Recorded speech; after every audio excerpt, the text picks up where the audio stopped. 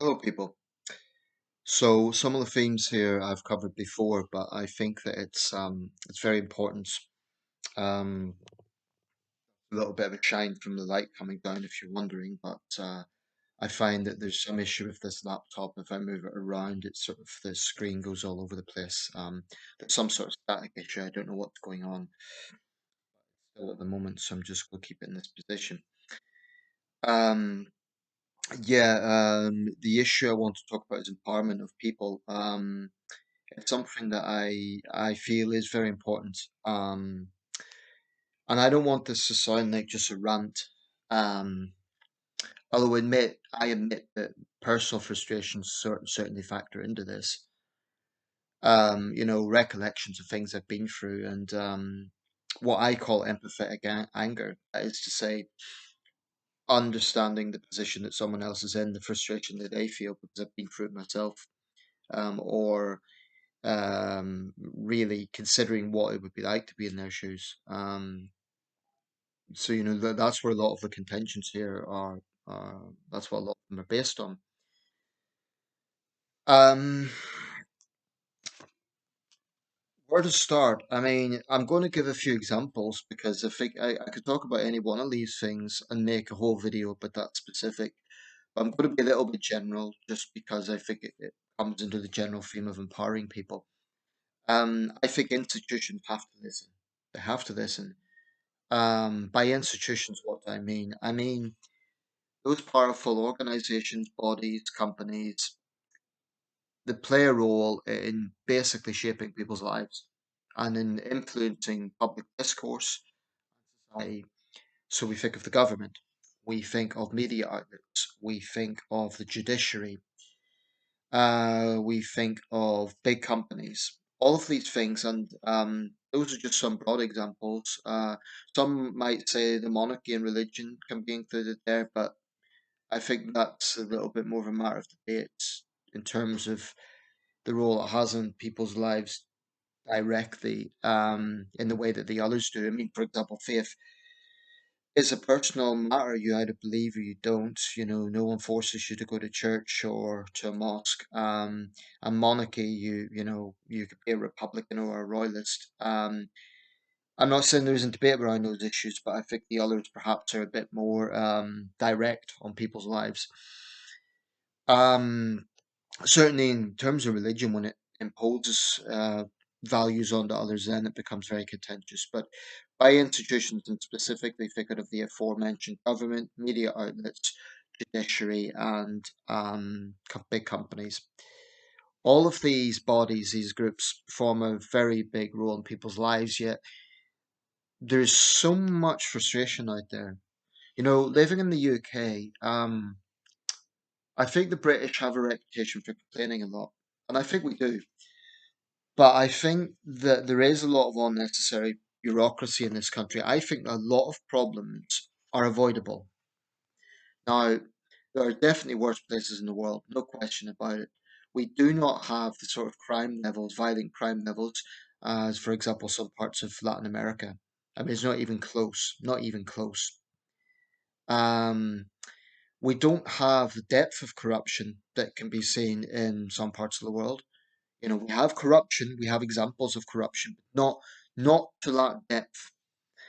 Our media is flawed, but it is an open media, it's a free media insofar as it's not directly controlled by the government. And journalists are free to criticize the government, and they're obliged to get their facts right. But criticize or to scrutinize, that is there, and it's generally understood that that is very important. Um, Big companies, well, that's something that the government has minimal say on. But they themselves know that they'll lose customers if they polarize people so much. I still think there is a complacency there. Now, looking at these examples, maybe in a little bit more detail to cite some examples. The thing about the government, the thing about Parliament, to be a bit broader about it, MPs are elected. People complain about MPs. The reason I'm less vocal about politicians than I would be about some bureaucrats is for the simple reason If you don't like a politician, if you don't agree with his or her policies, or if you feel they're incompetent or they're arrogant or whatever, you have the choice to vote them out. Um, if they're not on your ballot, their party is. So it doesn't mean it'll happen. That choice is there. You don't have that with judges. You don't have that with company CEOs.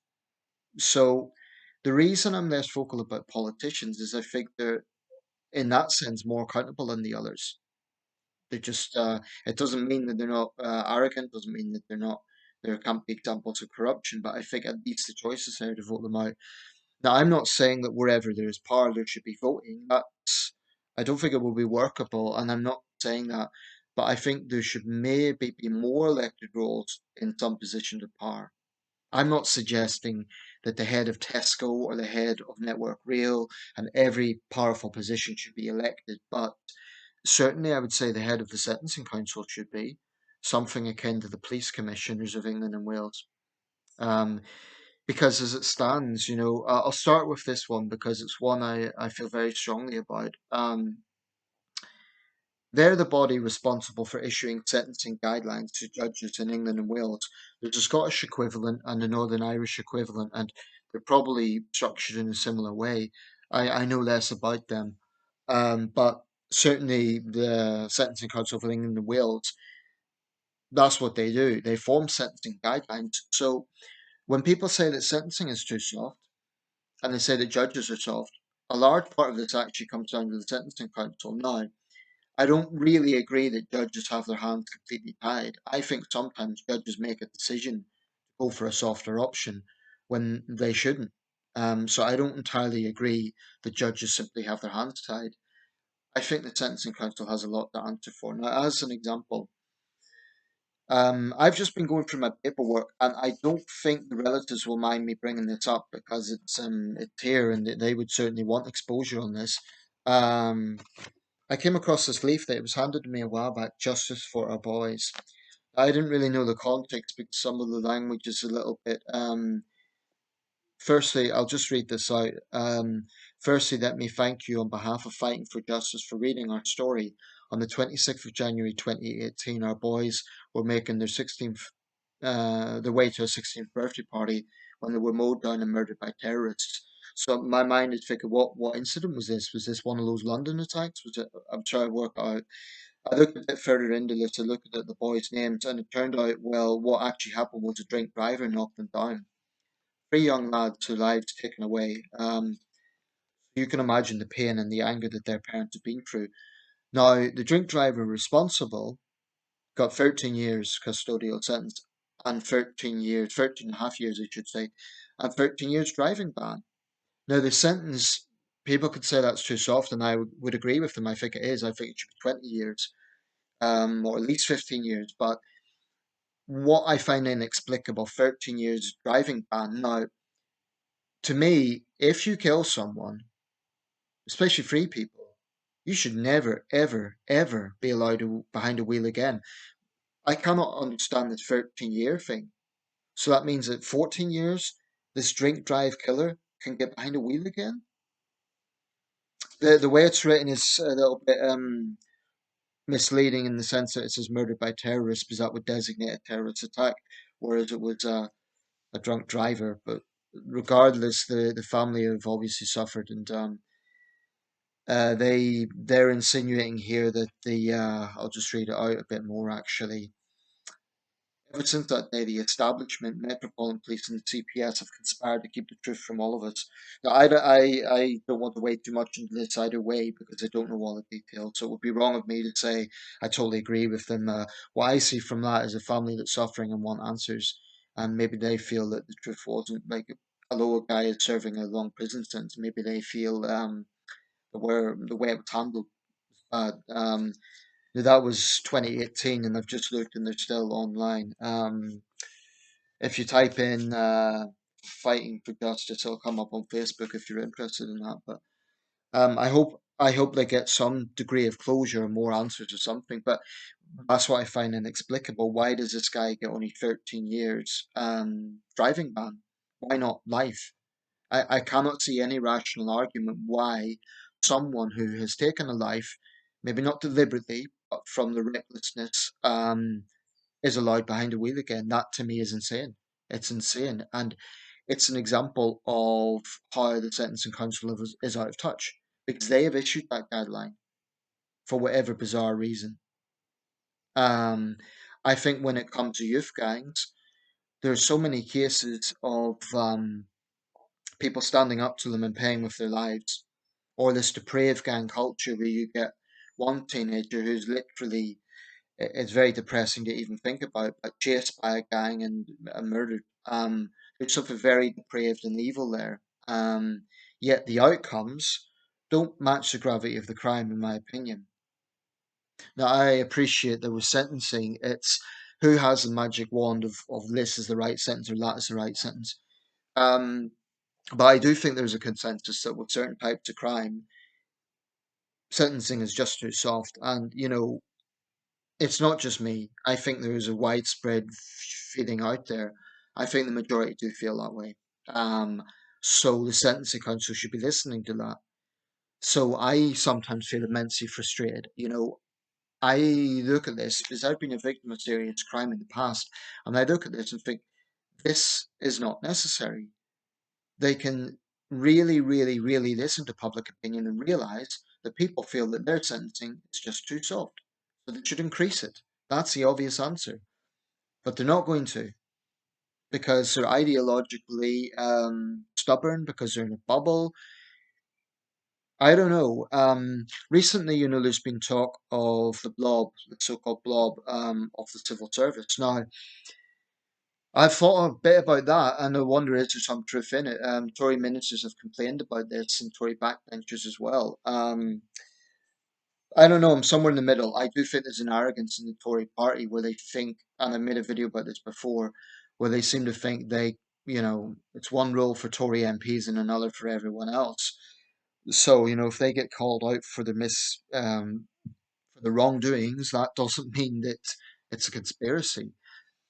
But on the other hand, you do have to wonder because civil servants are unelected, and I do think that ministers do face a lot of bureaucracy. I do think there's something of, if you know the series Yes Minister, I don't think that's far off the mark, even today.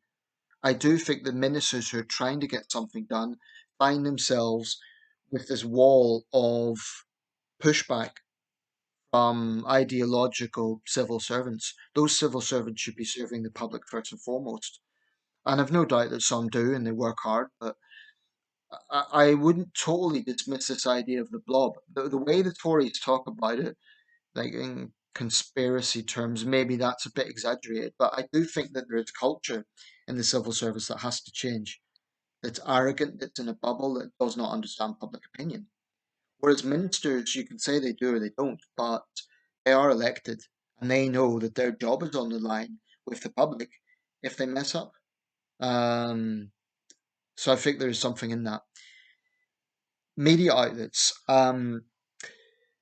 They will say, well, we have a complaints number. In fact, Piers Morgan advertised his show basically goading on this fact. Like it sort of showed the little angel on one side and the devil on the other, then he was pointing to the complaints number. Now, me, this shows an incredibly cynical marketing angle where they know that he's controversial and they know, I think it was Talk TV or um, whatever show he's on, it temporarily eludes me, but it's a very, very cynical form of marketing in which, well, we know he's controversial, we know he'll provoke people, he's very opinionated, but gets ratings. It's this ratings thing. I mean, I get it. They want the ratings, they want viewership. It makes sense, but I do question when ratings becomes the only thing. I mean, look at the scandals ITV has had with the Jeremy Kyle show, with Love Island.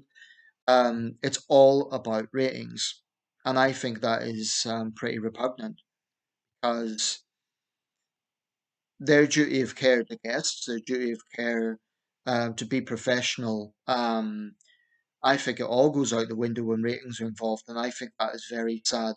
Um, about Piers Morgan, very briefly, I agree with a lot of things he comes out with. The problem I've got with Piers Morgan, I don't think he himself actually has much conviction. I honestly think Piers Morgan will say anything to be controversial and to get ratings. I'm not sure he himself really believes a lot of the stuff he comes out with. Maybe he does. Maybe he does.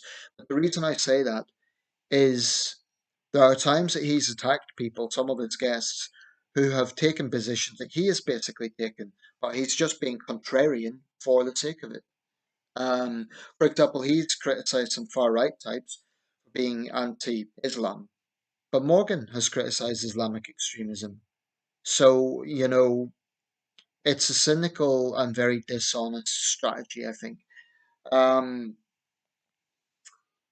but this issue about empowerment, it's not a question of we will always get what we want in a democracy. That is not how democracy works, and it's something I keep underlining. But I do feel that if people feel that they are dealing with something that is just beyond their control, it does create enormous frustration and resentment. And I think that in turn can fuel conspiracy theories. Now, I don't like some of the conspiracy groups that are out there. I really don't like them. I think some of them are bigoted, potentially violent, and in many cases just plain wrong. Some of the nonsense that they come out with, just plain wrong, factually wrong. And they won't exercise their own criteria where they say everyone is a sheep, or we're doing our own research, but they don't question their own research. Oh no, it's my research, it must be right. So they're kind of hypocrites in that sense. But I do understand why these movements grow. I don't like it. I don't like to see it happening, but I do understand it because I think that people feel resentment, frustration. Now, take for example COVID. Um, and by the way, YouTube disclaimer here: I'm not promoting anything. I'm just pointing out that this is how certain things get traction. Um, they will say that it's also a big conspiracy for population control or for keeping us in line. Now, there's no evidence for that. There is no serious evidence for that. But could that be that people were just fed up with lockdown? So they look for some more sinister rationale, and this was a policy that was designed to protect people. Whether it worked or not, that was the intention. Um, but no, it has to be something deeper and more of a conspiracy. But yeah, I think that people feel resentment. And let's look at the example of big companies, right? So, they're all friendly and all about PR when they want you to buy something or when they want you to be a customer. My dad's had a real headache recently with Sky. He feels like he's been going in circles. And I totally understand his frustration because, you try to get something resolved and you're either kept waiting and put on an extension line and then put onto another number. And sometimes there's just policies that make absolutely no sense. Um, so, for example, in our case, my dad was told he had to send the old parts back. They gave him bags for it and it was free. But when he's trying to do this, when he's saying, "Well, which parts do you need exactly?" they won't give a clear answer, and they send him in circles. And it's just this failure to understand the customer's position, this arrogance. They've got their money, from the customer, but I mean, I've experienced the situation many times when I've got immensely frustrated with technology and I've tried to resolve the problem and I just feel like I'm going in circles. The recent example of YouTube, where they asked me to fill in that survey.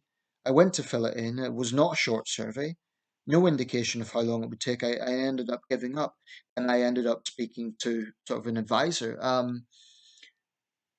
But the funny thing is, at the end of that, he said, "Would you fill in a survey?" And this was literally after I explained the frustration of their misleading surveys. It's just, there's a human factor. People make mistakes. We can't expect anyone to be perfect. But I think when you're in a position of power, if you ignore public feelings, if you're in some position where you're serving the public, either if you're a CEO of some big company, it could be Network Rail, it could be Tesco's, it could be your first concern should be customer needs.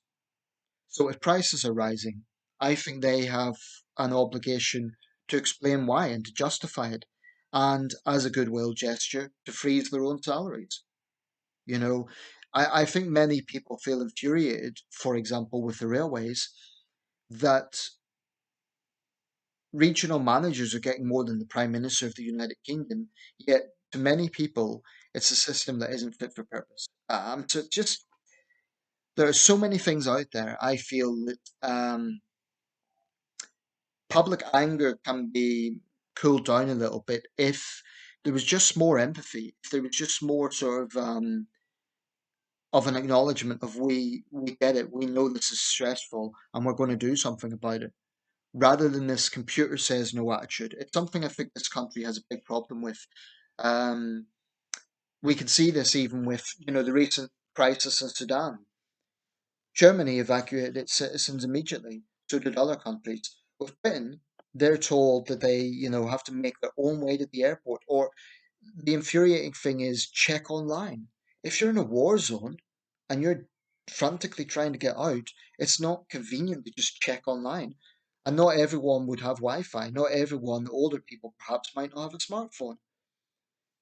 So there has to be someone that is really, really designating that sort of situation and saying, this is the person who will arrange, transport to the airport system. I just think the Home Office is also guilty of this, putting up unnecessary bureaucracy. I read about a Ukrainian orchestra.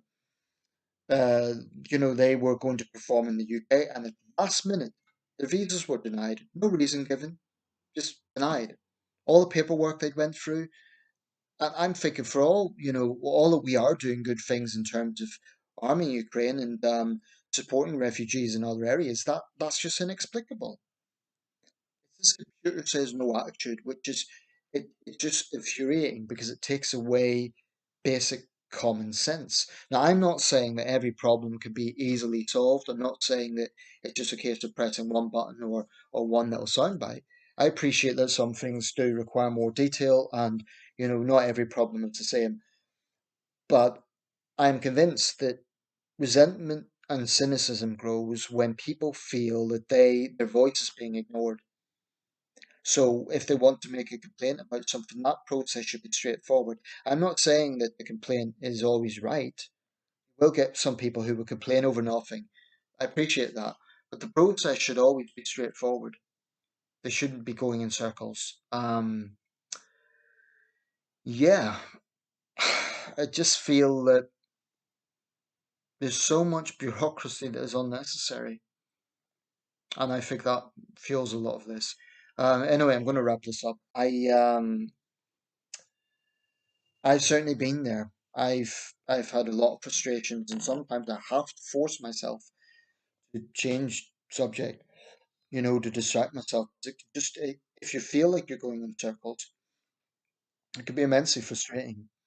Um, I think that money comes into it. I think people who are in a very good position financially, there's this saying, money doesn't buy happiness. Well, it doesn't, but at least if you're in a financially comfortable position, you have the means to provide stability, to provide, to also have a voice. If you have capital, if you have money, you can, when you're frustrated about something, you can set up a lobby group.